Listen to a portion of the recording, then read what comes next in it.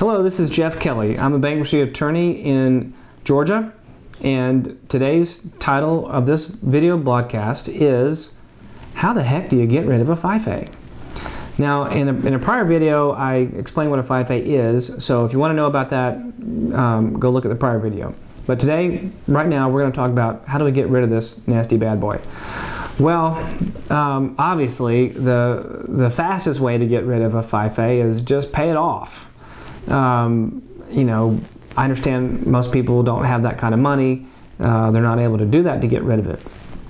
So a second thing you could do to try to get rid of a FIFA is call the person who owns it. Find out, you know, what's the name of this lawyer, what's the name of this creditor, and you can call them up and say, hey, look, can we negotiate? Can we get this? Would you agree to let it go for X amount of money?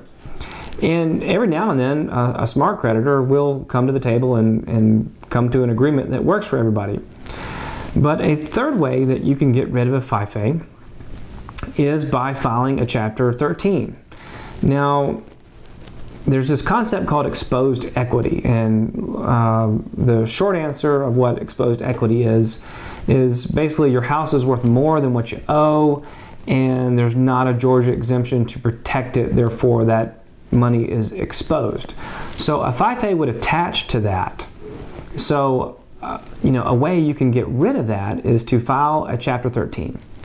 And a Chapter 13 is basically a consolidation of all your debts, everything.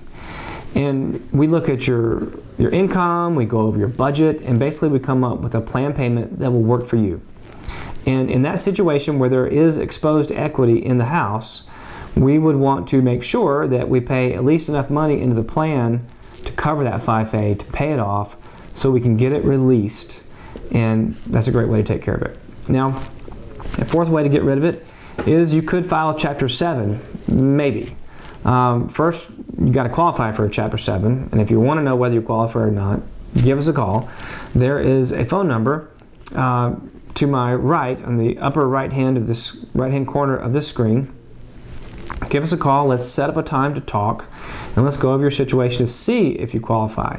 Now, that's going to be based on your income. What's your income been for the 6-month period prior to filing?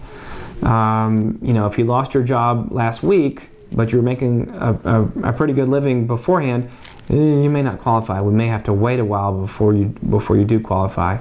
It depends. Everything is case-by-case basis. Almost no case is identical. But you could run into a problem even if you do qualify for a Chapter 7. There could be this issue. You could have the exposed equity issue. And if you have exposed equity in your house, meaning it's worth more than you owe, and you've got an amount of equity that can't be protected by the Georgia statute, by the way, it's like roughly $21,000 per person for 43 total for a married couple, $21,500 for each individual.